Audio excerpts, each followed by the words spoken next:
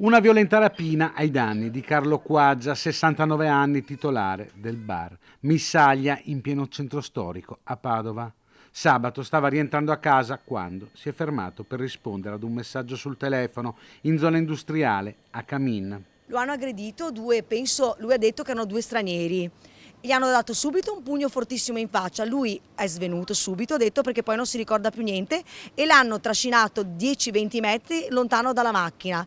Gli hanno portato via gli apparecchi acustici, il cellulare, e aveva pochi soldi e i documenti li hanno lasciati là.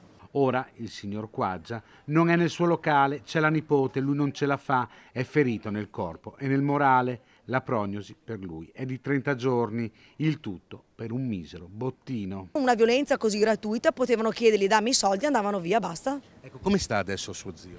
Non tanto bene, perché gli hanno rotto il setto nasale e la mandibola e poi ha tutta la schiena grattata perché trascinandolo ha tutte le abrasioni sulla schiena e anche su un braccio. Sul fatto indagano i carabinieri, resta l'amarezza e la preoccupazione da parte di negozianti e cittadini che molte volte si vedono vittime di criminali sfrontati che non hanno remore ad usare la violenza. La sfrontatezza che queste persone hanno ormai, sicuri che comunque nulla venga fatto loro, consente loro di agire in assoluta libertà, perché adesso c'è anche tanta gente, tante persone che vengono derubate del portafoglio, della borsa, non fanno più nemmeno denuncia perché ce ne sono talmente tante che non vale neanche la pena. Ecco, questo fa paura sia ai cittadini sia ai commercianti, che hanno paura perché entrano anche nei negozi.